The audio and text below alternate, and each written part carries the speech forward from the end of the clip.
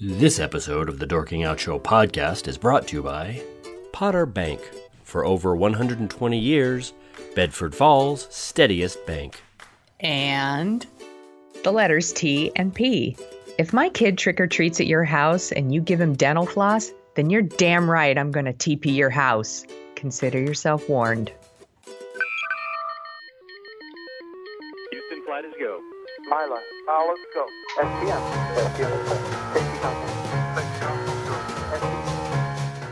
From Assignment X, Amalgamated Storytelling, and thesoniashow.com, it's Dorking Out with Sonia Mansfield and Christopher Allen Smith.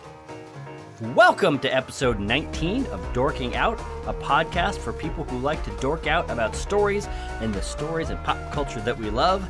That means TV and movies, books and podcasts, and everywhere else you find stories that interest you. This is the We're Scared About Star Trek Discovery Halloween edition. With me today is my co-host, professional writer, and author of the forthcoming Sonia show, Sonia Mansfield. Hey there. Hello.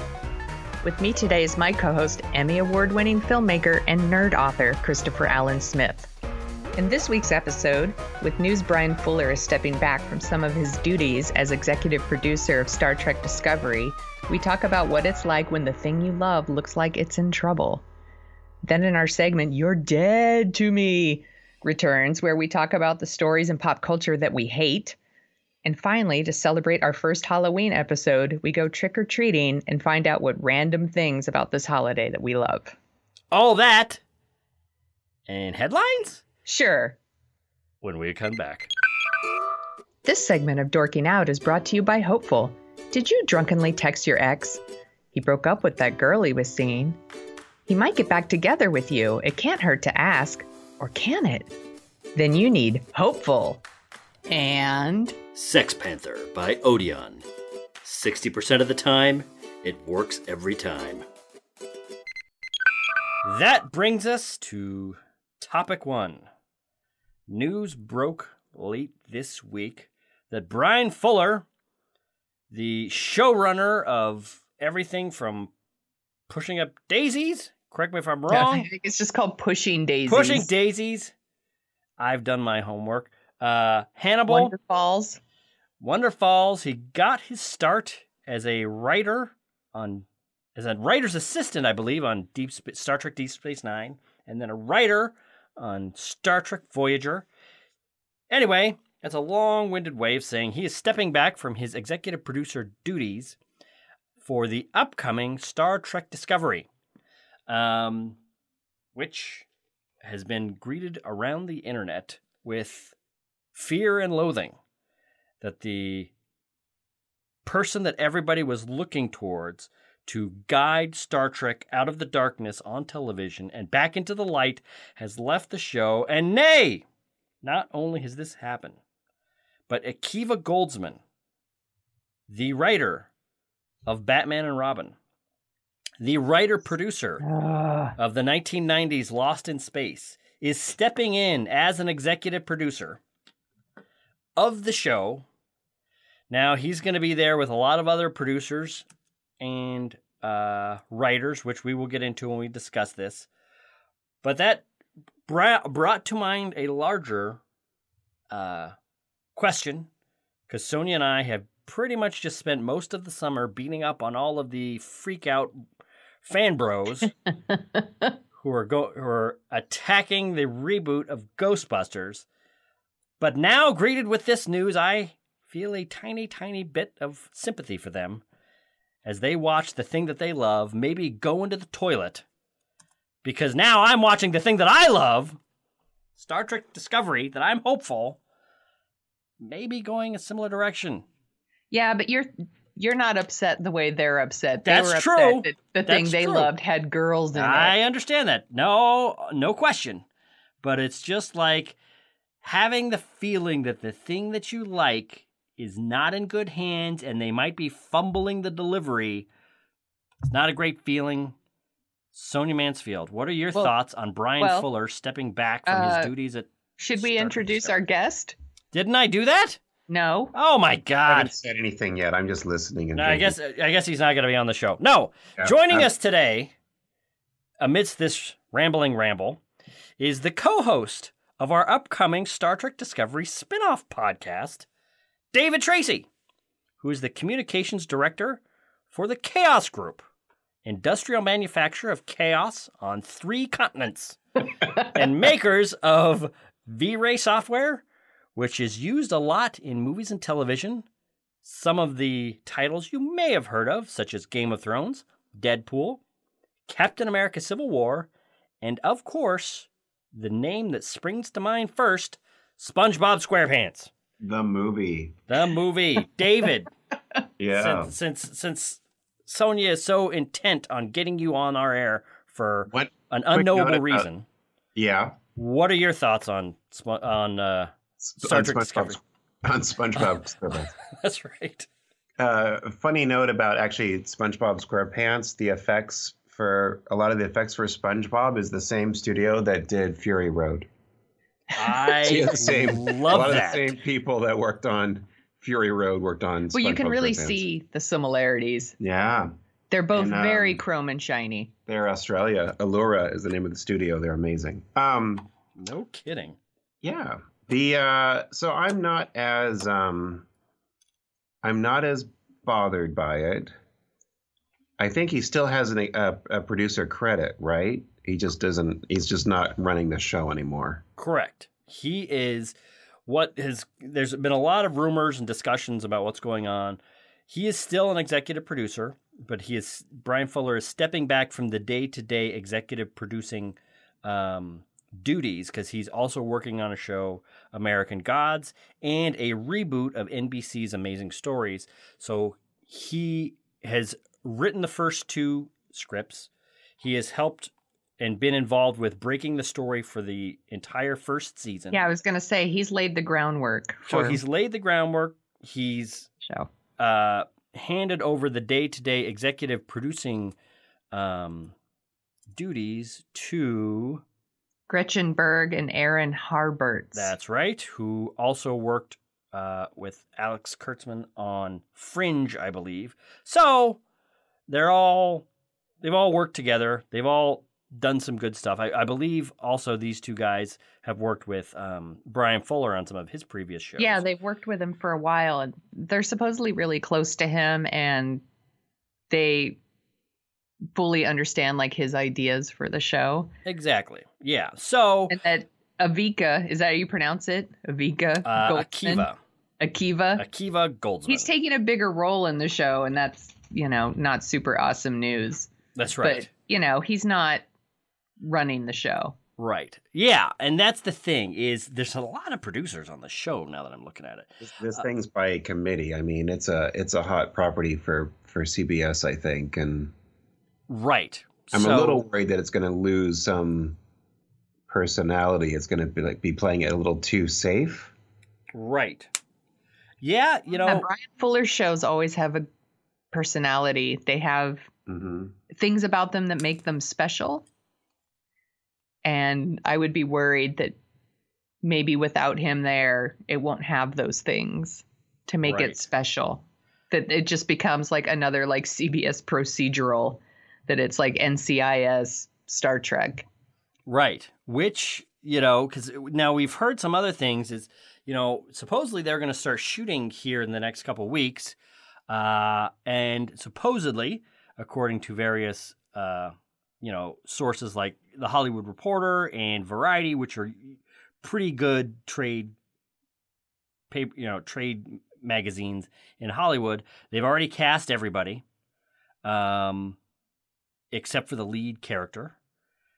And CBS was getting worried that they didn't have their main character cast.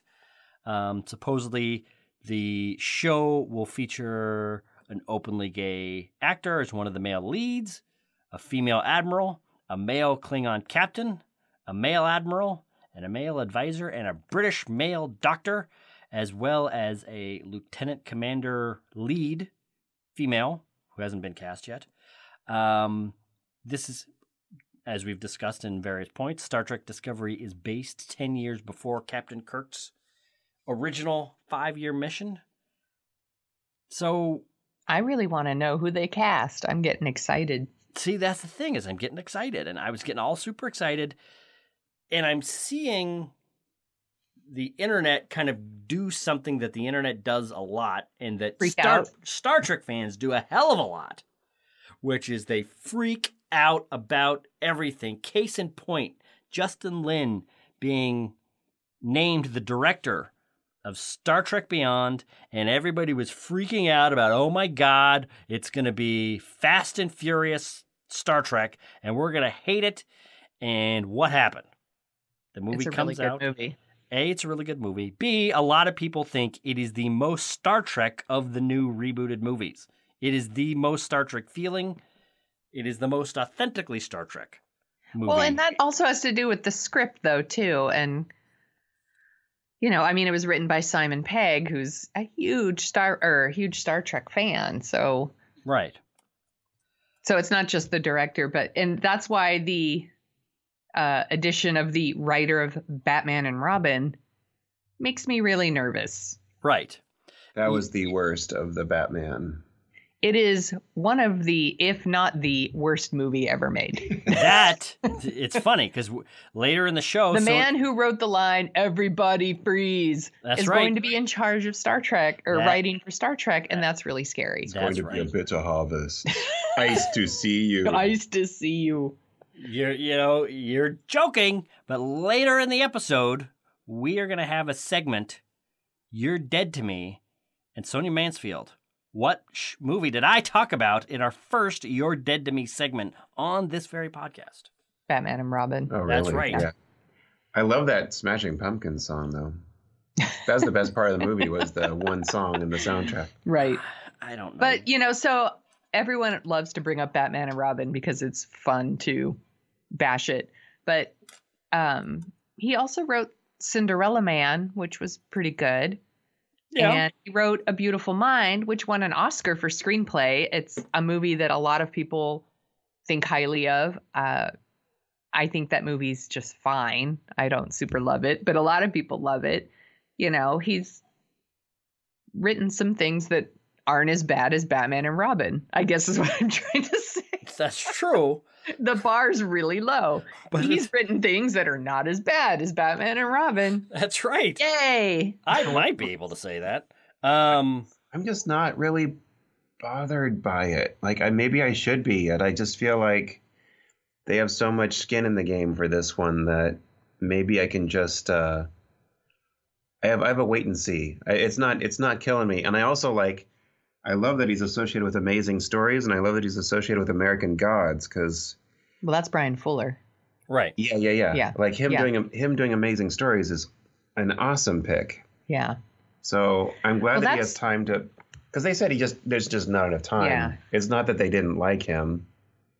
It's just that he's running all of these things and he's stretched too thin. It's just, I know why everyone was freaking out, because Bryan Fuller stepping down is a huge loss. He seemed like a perfect fit. Yeah. And he really raised the expectations for the show. And, now he's stepping back, and I can see why people are so disappointed. I don't think everyone needs to freak out. I understand that everybody wants to freak out, but. And they're nearing what is it, 9 million an episode they think this thing is going to cost? That's an insane budget. Well, yeah, I believe I've heard numbers anywhere from 9 million to 6 or 7 million, which I believe Game of Thrones is 10 million an episode. I could be wrong about that, but that might actually be a good indicator that CBS is serious about delivering, as friend of the show Jeff Bond, one of our other resident Star Trek experts, called it, prestige level television, modern prestige class television.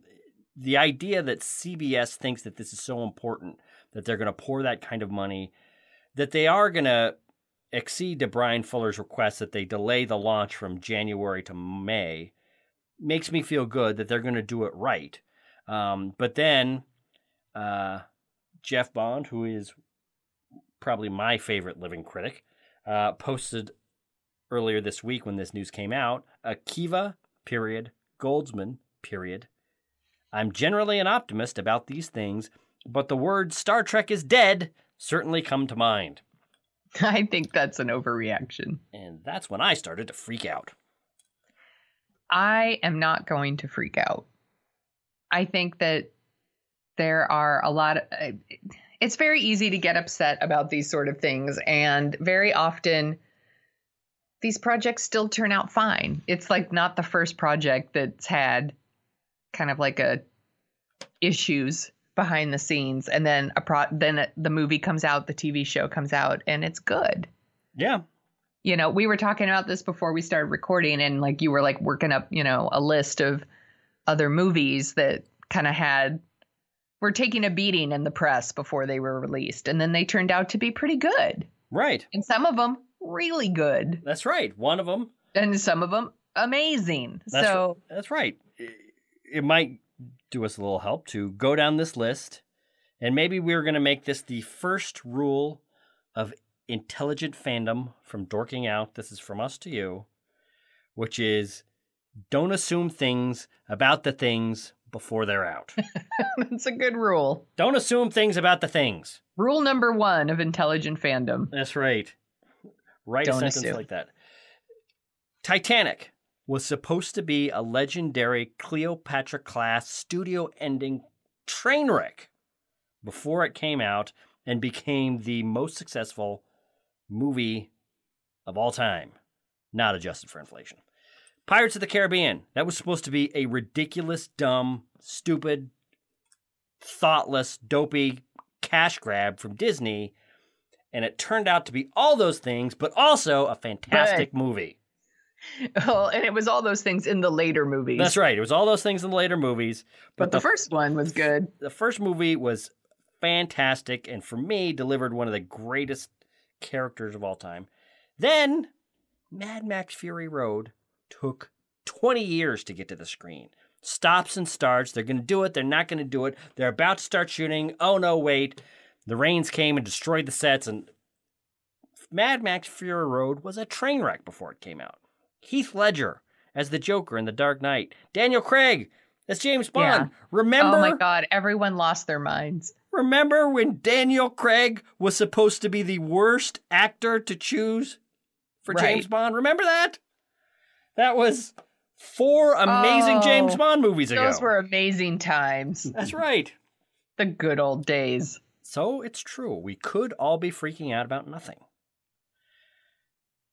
But I think so. I think it's much ado about nothing. You have a list? What's on your list? No, that's just the list we were working on. Oh, this is a joint list. Yes. That's right. Also, do you have something to contribute? Yeah. There are a ton of rewrites and crazy stuff for, what was it, Toy Story? Yeah, there you go. That's right. Toy Story came very close to not being made. Right. Casablanca had a bunch of stuff going on with it. That's a good one, didn't it? That's right. That's a good one. Apocalypse Now. Oh, there you go. Oh, that's right. How come that one wasn't on our list in the first place? That's a huge oversight. That should have been the biggest train wreck in the history of movies. It's the best film of all time, I think. Yeah. Well, and you there's also on this list The Abyss, a movie I actually really love. Right. Was another one that James Cameron seems to have a thing about dancing on the edge. It attracts a lot of negative attention. That's right. But here's the thing. All of that is true, and usually I try to be the cooler head when stuff like this happens. And everybody likes to point back, well, the first 2 years of Star Trek The Next Generation were a complete train wreck behind the scenes. It was famously the worst set, the worst production in Hollywood at that time. Nevertheless, it righted the ship and, set sail and became the classic that it is. However, we don't live in an era anymore. Even Star Trek fans, David, tell me what you think of this theory. You don't watch the first season or 2 of The Next Generation, do you? I've done it to revisit it, but it's a painful first couple of seasons for that show. Exactly. Yeah. Unwatchable. unwatchable episodes. Well, and with all the good stuff out there to watch, and we've talked about this a lot on the show, no one's going to sit through a first season that sucks. Exactly. Data Sherlock Holmes. That was pretty funny. Data Sherlock Holmes. Exactly. Like, if the first season sucks, there's not going to be a second season. That is my point. I have that is my number one fear. Sorry, what was that, David? I have an idea for you guys. All right. A new list for you to create. Projects where a director is tapped or a producer and they bring so much credibility, you're all excited, and then you go see it, and then it's terrible. So the opposite. So that list is easy. List. Do an opposite list. Bizarro list. Exhibit A, Star Wars, Episode 1, Phantom Menace. Still has the greatest trailer, for my money, the greatest trailer ever made in Hollywood history. But boy, howdy, was that movie awful. I was really excited to see the Indiana Jones and the Crystal Skull. That's right. And I wish I hadn't. That's right. So I really, David, by the way, hasn't seen it. And no, I refuse. He's really? So smart. He's so smart. Wait, I wish I hadn't seen it. Is this he's projecting that he hasn't seen it, or has he literally not seen that movie? I have not seen it. I've seen one shot where they're swinging through the trees at one point. You're all, that's good enough. Wow. That is literally all I've seen of that film. What's amazing, so how is it that you didn't watch this movie, but you just happened to see the one shot that is the worst part of the movie? Is it the worst shot? It is one of the worst parts of the movie. I had heard that, like, when he jumps in a refrigerator. Yeah, and that's dumb too. I thought that sounded terrible. Yeah, it does, dumb. But it's not as bad as the tree. The tree part's really bad. For my money. The reason I thought about this as a list is because you mentioned James Cameron, and I thought how good Aliens was, and I thought then it brought me back to Alien Cubed, and I thought David Fincher, holy mackerel, Alien with David Fincher, that's going to be amazing. And then I hated that film. Yeah, that's a really good example. Yeah, no, that's in the first 10 minutes, I hated that film. It's so bad. It's amazing. That movie is amazing because I remember, I don't know if you were there. I think you were there, Sonia, where Anthony Ferrante, friend of the show, director of Sharknado, used to review movies way back then, worked as an entertainment journalist, and he got to see an advanced screening of Alien 3. And when he started describing to us what happened in the first 10 minutes, we thought he was totally making it up. We absolutely did. I do remember this. And then I do remember that you and I and our senior youth correspondent, Aaron Rice, we all went to go see it. And afterwards, we went out to dinner, and we could not believe what we saw. And I think we stayed there for hours just picking apart that movie, and we were so upset. That's right. That it was so bad. That's a really good example, David, because I'm pretty sure we were all really excited about David Fincher. And then it was like, sigh. It's a serious bummer sigh. It's like, you know what it's like?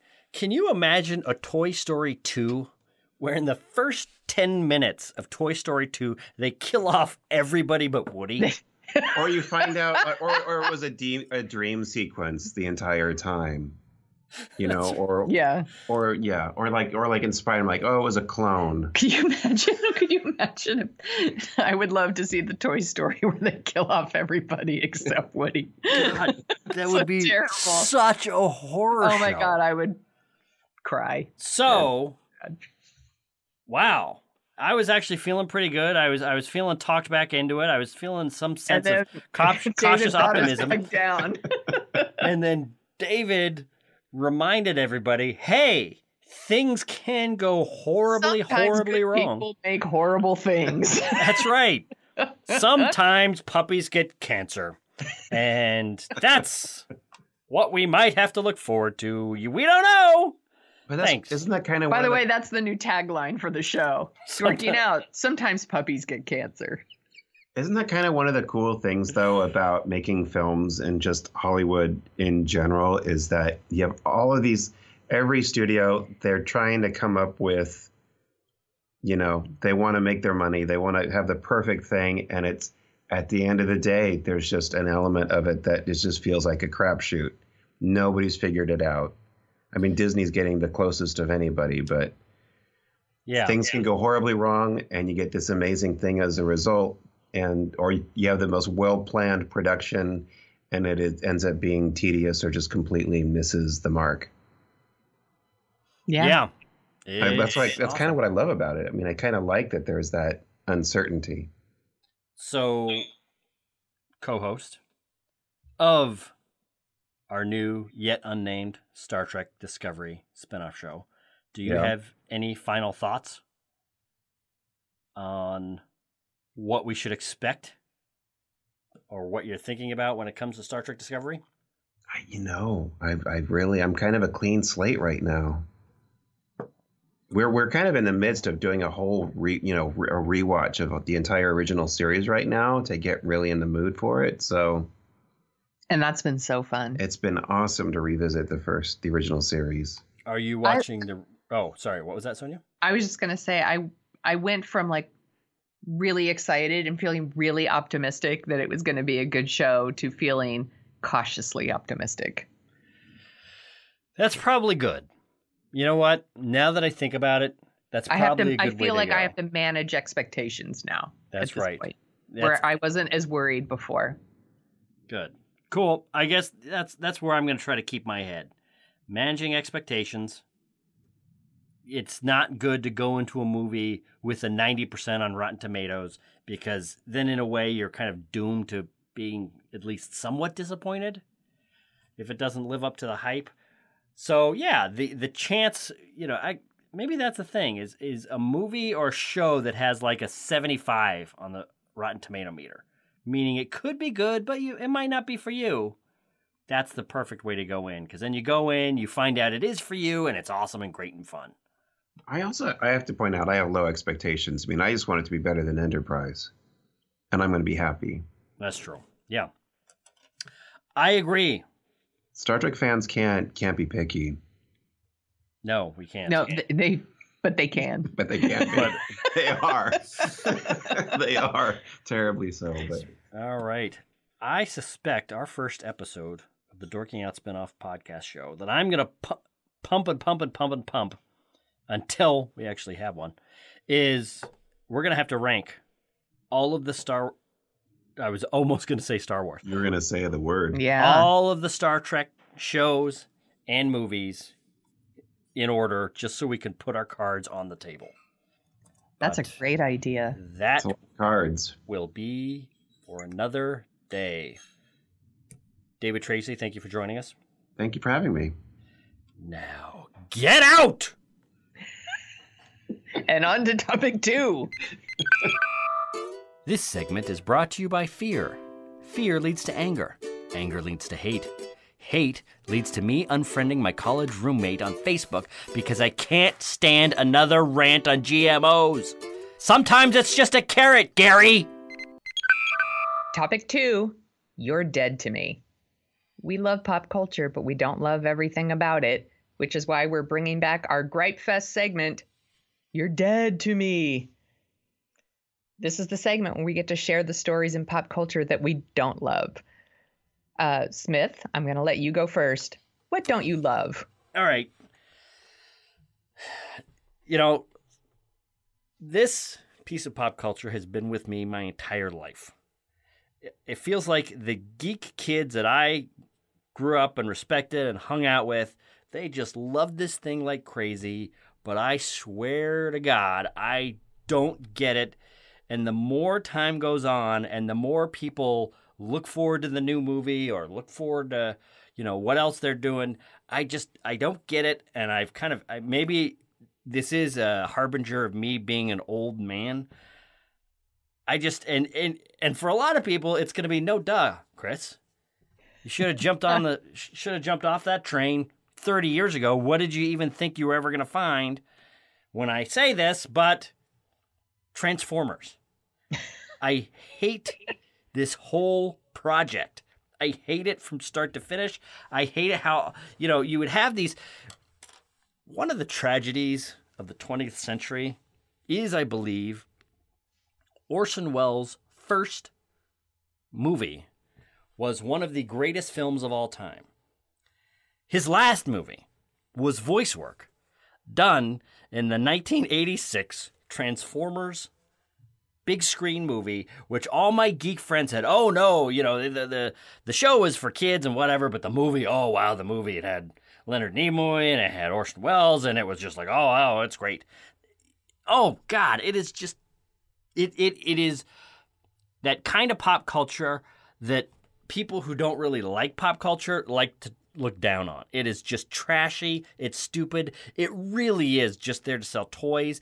And every time serious people that I respect try to talk to me about their nostalgia for robots that turn into cars and cars that turn into robots, I just don't get it. And this is me trying to flip over the board. It's done. Do you look down on them and say, I was really more into GoBots? Something. I don't know. I'm into stuff that doesn't suck. And so you're not even talking about the Michael Bay movies. You're talking about from beginning to end Transformers. Well, that's the thing. I thought it was one of those things where, and I've talked about this, like with Battlestar Galactica, where the first iteration of it is kind of dumb and clunky and whatever, but there's a kernel of something there that if you could just grab that part and kind of rebuild around it, there's something. There's nothing. Right. There's nothing in Transformers. The cars turn into robots. That's it. That's all that's going on. And part of this is admittedly self-hatred. I've seen every single Transformers movie. You are part of the problem. I am not part of the problem, Mansfield. You are the problem. I am the entire problem. It's just awful. I'm done. I'm finished. It's everything that's wrong with pop culture is to be witnessed in any chunk of Transformers that you want to pull out and look at. It's awful. They're vacuous. They're vapid. They're not good popcorn fun. They're annoying. They're loud. And they're dumb in the dumbest way possible. They're not any kind of fun. This isn't this is not a Fast and Furious type situation where it's dumber than a post, but man, it's a fun ride. It's just stupid, and I guess that's it. My limit I is haven't seen 30 years. One single movie of those in that series. Good. Not even 1 second of those movies. Good. That's the thing. I'm humble brag. That's right. That should be a prideful brag. That should be that's right. I didn't see it. I consider it's one of my skills on LinkedIn. It's right.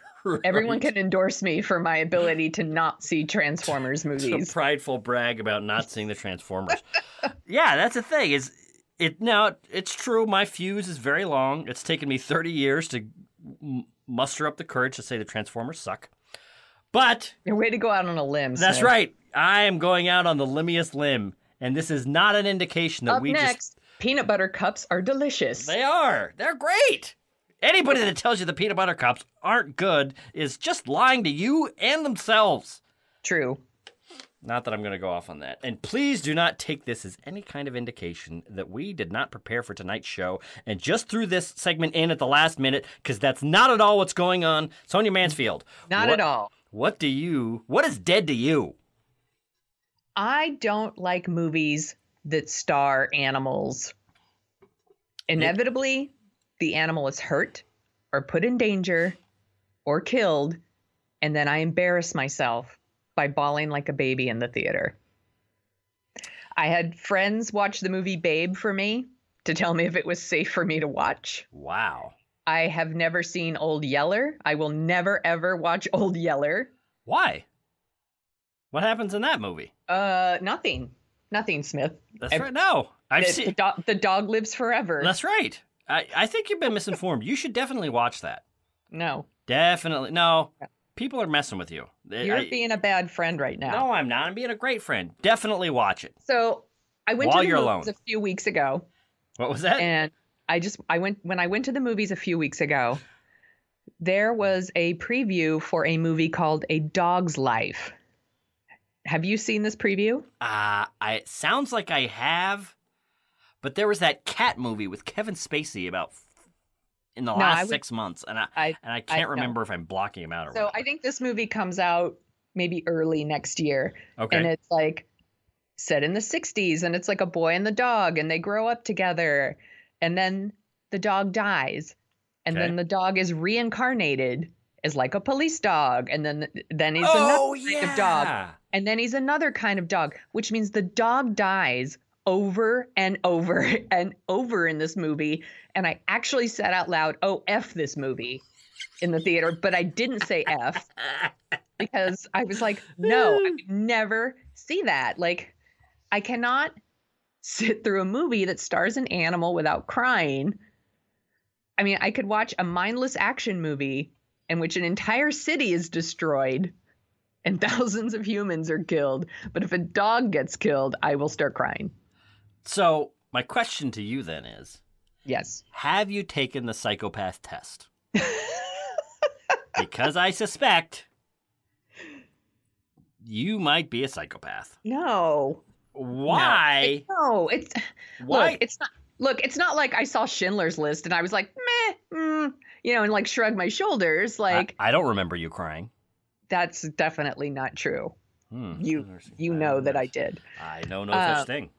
There are a lot of movies out there that involve death and murder, and they don't always make me cry, like the chimp dying in 1980s Matthew Broderick Project X.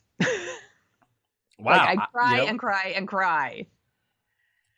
I couldn't even watch the movie Pet Cemetery now because I kind of have the same thing with kids now. Like, I can't deal with like children being in danger. All right, maybe you're not a psychopath then. Yeah, that's a normal human trait. Right. I So I hope. couldn't sit through like Pet Cemetery. It's got like dead kids and animals. Like, it's like my worst nightmare. Wow. I haven't seen Pet Cemetery, but now I will definitely not see it. So Yeah. let me guess. Like, you're, did you? We talked about this before we got on the air. Like, I can't sit through. I will never watch again. I Am Legend. I cried about it for days. you cried about a CGI dog Yeah, for I did. days? Days? days. What other movie have you Every cried time I about for thought days? about it, I will never see that movie War Horse. Oh, well, there are plenty of reasons not I'm to like, see the there are movie two War Horse. things in that movie: war and horses. Wow, you know what? Now that you And say if that, you do the math, it's war plus horses is going to equal dead horses. No, thank you. that is amazing. I just realized that movie is so bad and boring, mainly boring. I completely blocked out that I saw it. It's a Spielberg movie, so you'd think it would Yeah. stick there high in the pantheon. And then this summer, he just made the BFG, Right. which I also am forgetting because it was like somebody describing paint drying. It Yeah. was all right. Sorry, I So, don't mean to get distracted. There by- was a movie out this summer called Wiener Dog. It was like the same writer director who did. It was Todd Solondz, the guy who did like Happiness and Welcome to the Dollhouse. And it's Oh. about a wiener dog. And I'm like, I would love to see it, but you know damn well the dog dies, so I can't see it. You know what? With that guy's track record, it's probable the dog murders somebody first, and then Right. dies. So yeah. Well. All right. So all right. Did you see? I don't think I'm a Pets? psychopath. Well, I do wonder when you cry for days at a fake dog that dies. But and I'll go back to this old hobby horse. It was all right. It 'cause wasn't it's effective. nonstop crying. It was every time I thought about it, it made me cry. That's all. Who thinks about I Am Legend one day after they've seen it, though? That's my question. I'm sensitive. So let me guess. What's your favorite part of Independence Day? Oh, when the dog lives. That's right. Yeah. I bet it's the moment when the fire's coming through the tunnel and Yeah. they're in that thing and they're come on, and then the dog jumps in and they. Yeah. When That's a that good happened cut. in the movie, I was like, it's like this movie was made just for me. That's right. There's actually, I believe, a website that you can go to. It's like doesthedogdie.com. And you Oh can just type in movies and it'll tell you if the dog dies or not. Oh. All right. So it's... Let me think here. So when they shot the Minoc off the Millennium Falcon in No, that's okay. Empire Strikes Back, why is that okay? Because that's just a thing. So it's just animals. It might be more like we're talking like kind of like pets, Okay. dogs and cats. Let me ask you this.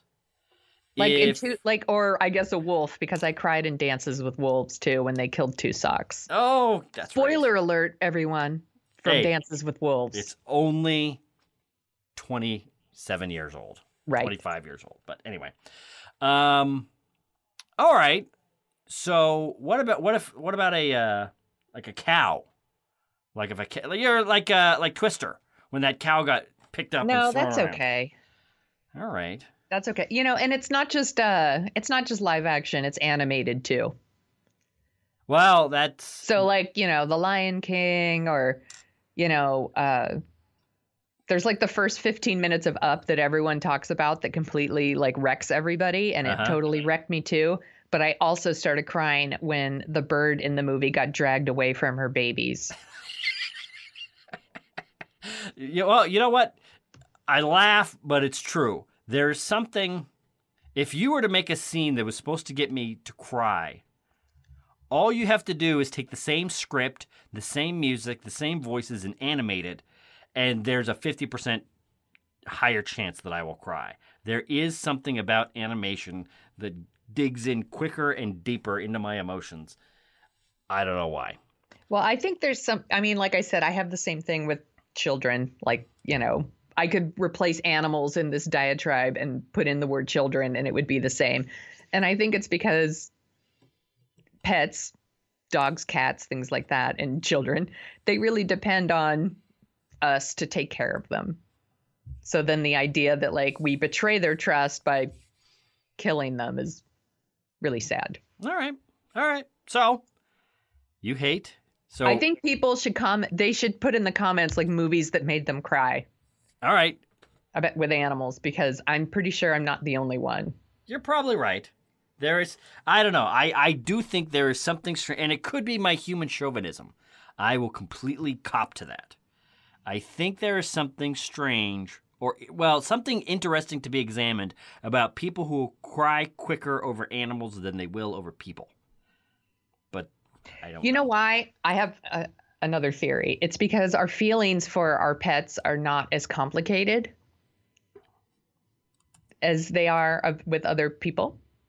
All right. My affection for my dog that passed away, 6 weeks ago, was very, very pure. They love you unconditionally. You love them. It's not really complicated. Right. It's very innocent. Right.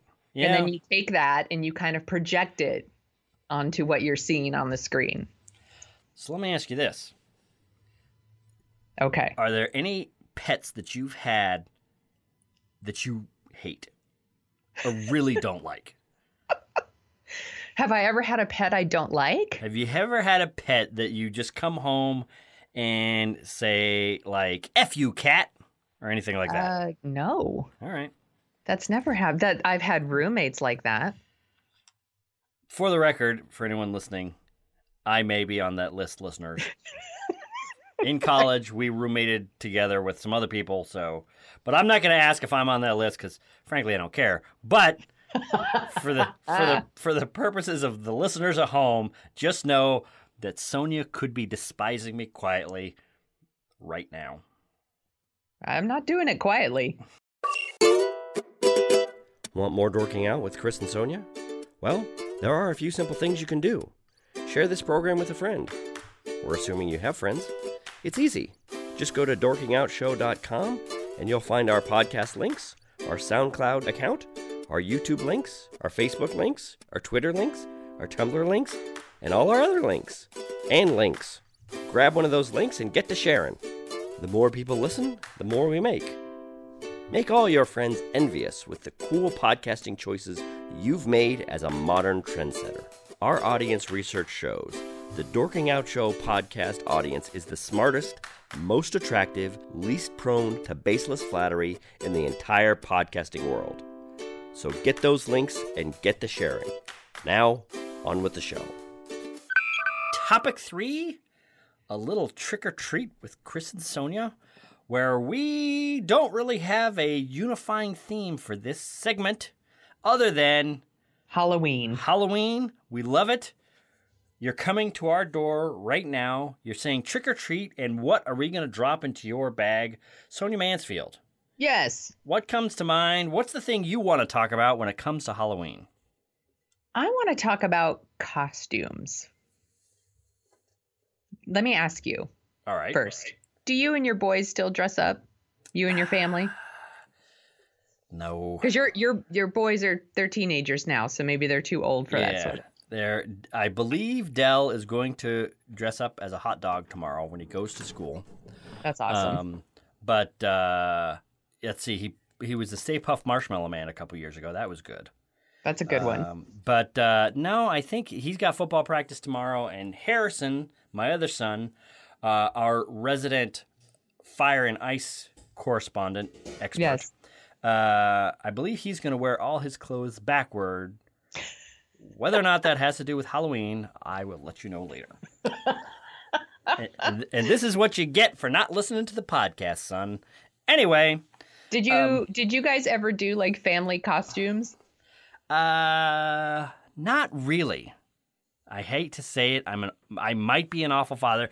And the other thing is I'm giving you a hard time when it comes to you trying to set up your segment, because you're asking all these questions that I should be saying yes to, but I'm saying no to all of them.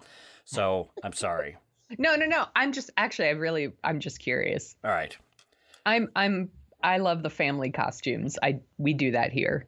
I like group costumes a lot. No, so my story was this. A couple years ago, my friend Kate, who is the managing editor of a wine industry magazine, invited me to a very cool, like Star Wars themed party at a winery in like Healdsburg or Napa or something. I forget where. And we got like really great outfits. I was dressed as R2-D2. It was really awesome. And it was just this really amazing party. It had like a huge, like life-size Jabba the Hutt that you could like have your photo with, and like, you know, big, like a Millennium Falcon hanging over, and like stars everywhere. And it was just, I mean, like stars like up in the sky, not movie stars or anything. But it was a really great party, and we were having such a good time, and all the costumes were so amazing. Like barely anyone like phoned it in. Like they went all out. And we're hanging out, and I see a man there in blackface. Like he's dressed as Lando, and he's in blackface. How old was this guy? He's got to be in late 40s. Okay, keep going. And it was just horrifying. It was just so horrifying and I was like embarrassed to be there and angry, and there were black people there, and I was like, surely they're offended. I'm offended. And it turns out he actually works for the winery. Like he's an employee. What's the name of this winery? No. I'm not going to say. But it was just so awful. And you know, we came home and we were talking about it again like the next day, like how awful it was. And then like it was actually Halloween, and then you see like all the articles that come out where it's like, here's everyone who dressed in blackface this year. And I'm like, why is blackface still a thing? Well, see, like this dude, he could have just been Lando. He didn't need to do blackface. Just like there was a black man at the party dressed as Luke Skywalker, he doesn't put white on his face. That's true. I also saw like an Asian Jedi. Like he didn't need to like, I'm gonna make myself white. Like, well, that's because there are Asian Jedis, Sonia. Now who's racist? Well, what I meant to say was I think he was supposed to be Obi-Wan. Ah, all right. I also saw an Asian Lando. He did not wear blackface. That's true. See, I'm torn because the Star Wars part of me wants to go, well, if you want to be authentic, if you want to go all out, I could see the temptation. No. modern... I would say you should never be tempted True, by blackface. exactly. The modern human part of me says, no, can't do that. That's a bridge too far. What was anybody saying anything to him? Was he like, No, hey? that's the Was he thing. just like clueless? Everyone was like, that's hilarious. Ha ha ha. And I was like, it's not hilarious. It's super offensive. Like, yeah. Kate and I were like, we didn't want anything to do with this person. But I will say, like, we wanted photographic evidence that we saw it. So like we did this thing where like she kind of stood near him. Oh, so God. we could take a picture. And then he saw that we were taking a picture and he turned around and like posed with her. And she was like, you have to delete that photo. Like, it was like our nightmare. I love it. You're there. You are at this party, trying so hard to be outraged, and he's just being friendly and nice to you. Well, I don't care how friendly he wants to be. It's wrong. No, It's wrong. I know. I'm not saying it's right. I'm just saying you're in a very Seinfeldian type situation where you're there. You're trying to work Right. up a good fury, but he's just being so sweet. It was just really awful. Yeah. I couldn't believe that like all these people were just like, that's cool. That's true. That's fine. Sure. Well, Blackface, why not? Yeah. Here's where I'm going to put on my class warfare hat. If that guy owned the winery, what are you going to do? Own it. Well, or if he's like works there. vice president in charge of distribution or something, it's like, yeah, you know what? Everybody's got to kiss up to him, or at least shut up about it. Maybe. You So. might be right. Maybe he was higher up Yeah, probably. or something. I don't know. It's pretty awful. Yeah. But I don't want to end like my part of the Halloween on a bummer note. I will say, it's fine. like, I super love Halloween. It's one of my I love this season. I love this time of the year, like starting in October. I love the weather and, you know, all that stuff. But like, I love Halloween. It's because it's all about just having fun. Right. Exactly. And Well, it's maybe. like I said, I super love the like family costume stuff. And my son does not care what he is for Halloween. So that means we get to pick every year. And it's awesome. So this year we're all, we're doing like DC Universe. So I'm Batgirl and he is Batman. And my husband David has dressed up as Robin. Interesting. So how come? Well, no, I was gonna say, how come David wasn't Batman? Because it's funnier. Yeah, no, I The get. 5-year-old is Batman and David. You're right. Actually, you know what? I almost did that once. I almost did a group costume with my son Delano, who loves Batman, but I couldn't get in shape enough. I'm one of those people where if you see, this might be part of one of the reasons that I don't dress up, is, do you ever see the big fat guy with the Superman shirt? It's Yes. it's almost like after 9/11, you saw all those people wearing like NYFD Yeah. caps and stuff, and it's just like, you didn't earn that. That's Right. not yours. Knock it off. Whenever I see a big fat guy, and I'm including myself in this category, wearing a Superman outfit or something, it's just like, no, stop it. Knock it off. Or like Batman, like fat Batman. It's just like, don't More like do it. Batman. Exactly. It's just knock it off. So I think you should wear whatever you want. I should, That's what I which is think. yeah, you know. But what I need to do is find a costume that a overweight person can wear. Not that I'm gigantic, but I mean, you got to have ripped delts or something, pecs or something. You got to have a lot of ripped muscles. Calvin's 5, so. Well, see, he can pull it off. He hasn't developed. But we've done this a lot. Like we've all been Star Trek before, and he's Captain Kirk. Oh, that's cool. We did. He was Curious George, and David was the man in the yellow hat, and I was a banana. Actually, I think Dell was a banana too at one point. Now that I think about it. You know what? The banana is a solid costume. That's right. Now that I think about it, Dell's got all the solid costumes down. Dell's the man. When I was a banana, everyone loved that. They were like, "You're a banana!" Everyone knows what a banana is. They love it.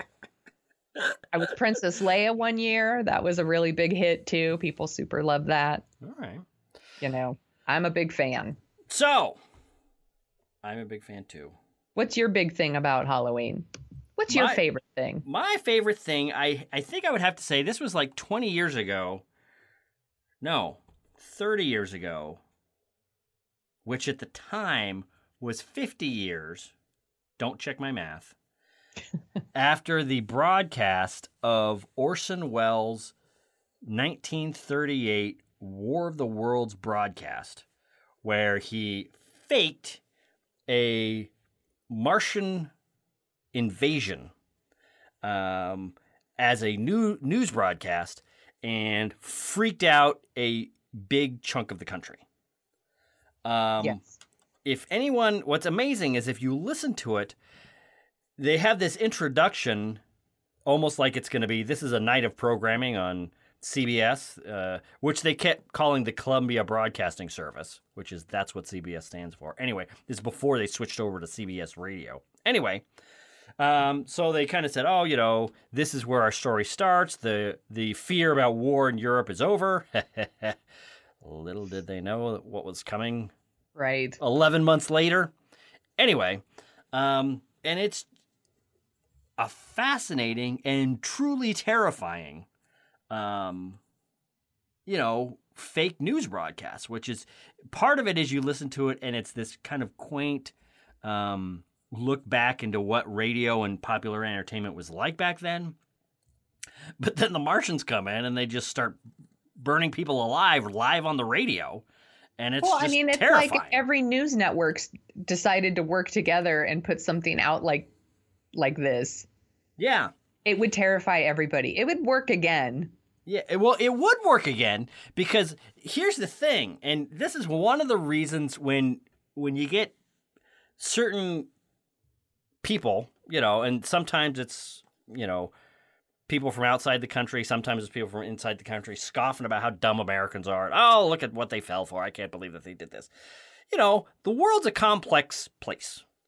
It's hard to know what's real and what's not sometimes.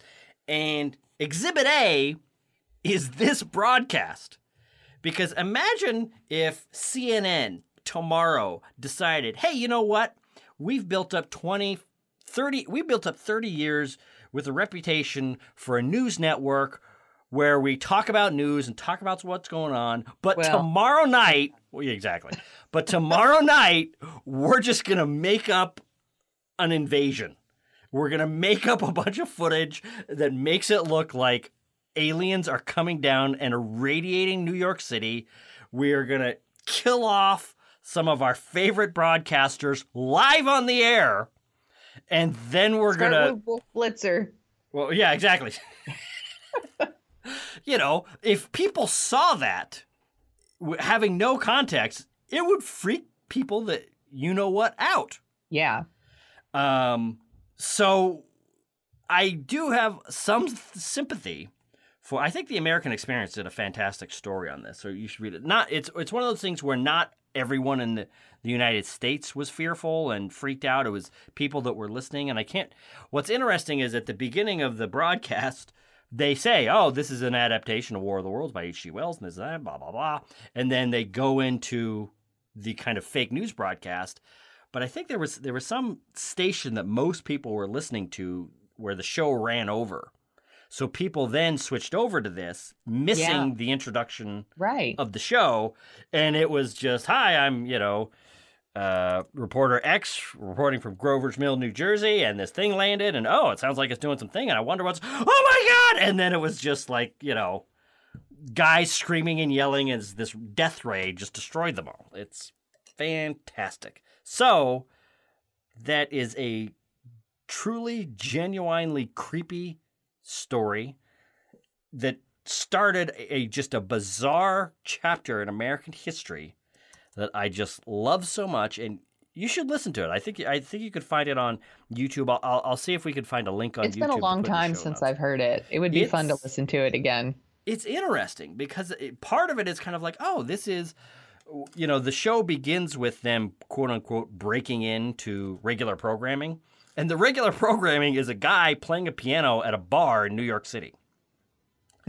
It's, we're going high above New York to the whatever room where this guy is playing the piano. And then it's just very nice piano playing music. And it's just like, that is what passed for entertainment in the 1930s.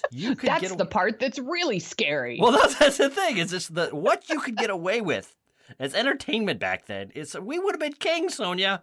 If we could go back now. Oh, we blew it. We missed our window. That's right. I think I said this a couple weeks ago on an episode where I was watching an old episode of Battlestar Galactica 1980, where what passed as network television a short 30 years ago was so awful that you and I, with a laptop and one camera, could go back and be the kings of network television. If we could just get back there. Well, that's the first thing I'll do if I get a time machine. Because what they could get away with was just amazing. So, point is, War of the Worlds broadcast. I'm going to try to put a link in the show notes so you can hear it somehow, because it is fantastic. So, that is the tricks and treats. We'll leave it up to you to decide which is which of the Dorking Out Show. Now, on to our favorite headlines.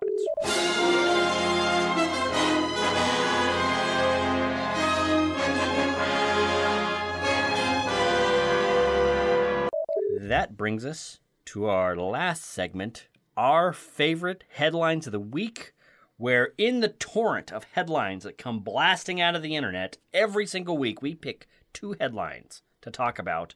Sonia Mansfield, yes. What are you talking about? I'm going to talk about Deadpool 2, which had many headlines this week. Yeah, it did. So, director Tim Miller stepped down as director of Deadpool 2. He, over creative differences, very nice way of putting that it didn't work out with Ryan Reynolds. And then there's been like a slew of stories afterwards about like all these different directors that might be attached. And so one of them is the director of John Wick, which that makes sense to me. Like that's a super action movie. Fun movie, yeah. And then the other candidate is Drew Goddard, who I mainly know as someone who did writing, but I guess he also does directing. Do you know anything about Drew Goddard? I don't, but he wrote The Cabin in the Woods, and he writes for The Good Place. Oh, I didn't really know he was really a director. Actually, we should circle back with The Good Place, because that is a good movie. I'm sorry, a good show. Yeah. That I am. Actually, I think that might be the last thing that I'm liking on network television right now. Yeah, it's a really good show. So they're throwing around a lot of different names for Deadpool 2. And I'm wondering, does it matter for a movie like Deadpool 2? Because it seems to me that a lot of the power of that movie kind of fell on Ryan Reynolds. It did. It's interesting. Yeah, Drew Goddard actually directed Cabin in the Woods. So okay. So that's good. But because I've heard some interesting things, is that it was Tim Miller's effects company doing that little short that dropped on the internet a couple years ago, because Ryan Reynolds had been trying to get a Deadpool movie going since Wolverine Origins, and no luck. So he finally acceded to working with Tim Miller to do kind of a little test 5-minute experiment to see what a Deadpool movie would be like. And it got everyone so excited. And then the movie came out and the whole thing was great. I have a feeling I listened to the Latino Review podcast, which I don't know if I've said it on this podcast before. It's my favoritely named podcast ever, because it is a bunch of Latino Americans. That's going to sound so horrible the way I say this. Basically a bunch of Latino American geeks, and they have this website, but it's Latino Review. It sounds like a academic journal from like some Midwest Hispanic studies department. Right. But really, it's one of the best places on the internet to get geek news. Anyway, and they were talking about how Ryan Reynolds, I bet everybody was afraid I was about to go off on some racist tirade there for a second. Anyway. Not this time. They were talking about how Ryan Reynolds has not had a great track record with the movies that he's picking. And that's one of the things that you could tell about an actor is their level of quality by the movies they choose to put themselves in. While actors are not always in control of how good a movie is, they are in control of what movies they decide to step in on. Right. And the fact that the one good, undeniably fantastic movie in his career in this genre, this action genre that he's been trying to crack into for years, is what, Blade 3? Exactly. Blade 3 now? Exactly. See, you got Blade 3, or you got Green Lantern, or you got Wolverine Origins, like all the greats. And then he gets Deadpool, and what happens? Ryan Reynolds is the boss now. Get out, Tim Miller. Right. So this could be very dangerous. So we'll see. Yeah. But you know, like we were saying a little bit before we went on mic, I really, really liked Deadpool. I did too. But if the second one turns out to suck... I was surprised how much I liked it, actually. Exactly. Yeah, it's really fun. But if the second one sucks, I don't really care. It's not... Right. It doesn't bother me. It doesn't bum me out. It's not like if, you know, The Dark Knight, if I had seen The Dark Knight and then The Dark Knight Rises had been just a train wreck, that would have broken my heart. Or, for example, Star Wars Episode 1. It's not like we're still talking about that 16 years after it came out, because the disappointment is so piping fresh and hot in our souls right now that we just have to let it out. What's your favorite headline? My favorite headline, speaking of awful, awful movies, is Josh Trank, who is supposed to be directing the Han Solo Star Wars movie. He directed a nicely received found footage action superhero movie a couple years ago called Chronicle, and last year's legendary train wreck, Fantastic Four. Oh, everybody drink. Every time we talk about Fantastic Four. That's right. One of these days, we're going to mention the Emmys, Fantastic Four, and what's our other running joke? Me being self-important. We're all three of those things are going to be mentioned we would all die once. of alcohol poisoning. That's right. So actually, you know what? Audience at home, please don't play a drinking game along with this, because I don't want to kill all of my audience. Point is, Josh Trank is teaming with Tom Hardy. Tom Hardy is going to be playing an aging Al Capone in his new movie, which I got to say, I'm interested in this. I'm interested in anything that has Tom Hardy in it. That's the thing, is Tom Hardy is one of those actors that if he's in a movie, chances are it might not be good, but something interesting is going on. He's the opposite of Ryan Reynolds. That's right. He picks stuff that's at least interesting. That's exactly. So the upcoming film, Fonzo, from writer-director Josh Trank, once a ruthless businessman and bootlegger who ruled Chicago with an iron fist, Alphonse Capone is the most infamous and feared gangster in all of American lore. This comes from the write-up at moviehole.net.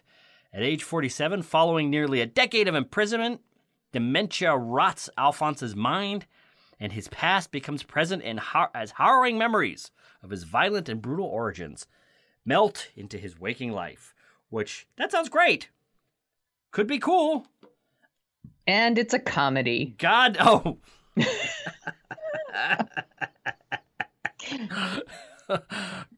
So it'll be interesting to see, because after, you know, for those of you who don't know, Josh Trank made Chronicle. A lot of people liked him. He got the Fantastic Four gig, worked with Simon Kinberg, who works on a lot of X-Men movies and comic book movies for Fox, but also is connected to doing work on Star Wars movies. Josh Trank got a job directing the Han Solo spin-off movie.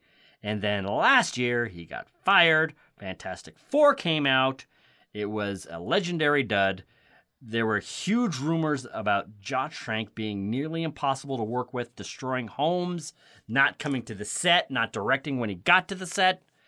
So to see him have another chance could be one of the more interesting Hollywood comebacks, or it could be, I don't know, we'll see. I do like, now that we're talking about this, I do like Fonzo as the name of it. It almost looks like a Happy Days reboot. I was like, Fonzo sounds like Fonzie. Hey! Exactly. Actually, you know what this is? This is not about It's not about Al Capone. It's not about Al Capone at all. It's really a backdoor, under the radar. It's like oh my God, is it a Fonzie origin story? That's the thing. No, it's like a 10 Cloverfield Lane, where it's going along and nobody knows that it's actually the sequel to Cloverfield until like a month before it comes out. Right. And then it's like, surprise! I bet a year and a half from now, we're going to hear that Fonzo is actually an under-the-radar reboot of Happy Days. Oh my God. With Tom Hardy as Fonzie. And who's playing Richie Cunningham? Oh, Jared Leto? Maybe? No. Andrew Garfield. Andrew Garfield as Richie Cunningham. Who's Potsy? It's Potsy. Let's see.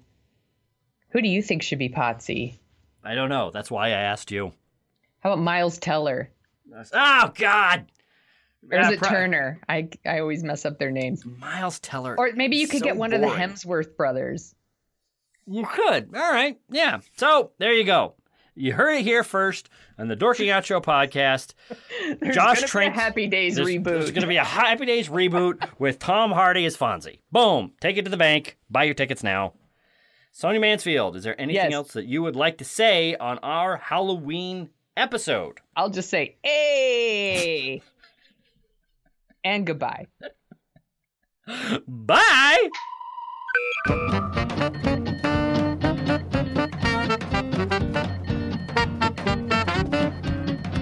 The Dorking Out Show is on Twitter at Dorking Out Show, where you can find Chris at Jet Jurgens and Sonia at The Sonia Show. You can read about Sonia's random adventures at thesoniashow.com and track the slow and creeping progress of Chris's novel and his other hijinks at jetjurgens.com. You can find out more about The Dorking Out Show at dorkingoutshow.com. While you're over there, you can support us by giving us a review on iTunes. We have a handy-dandy iTunes link to whisk you right back to 2007, where you can leave your review and 5-star rating in iTunes. We'd do it for your podcast. Want to dork out even more? Well, you can sign up for our newsletter, where you'll get all the headlines we use as fuel for the show. That's it for this week. Thanks for listening.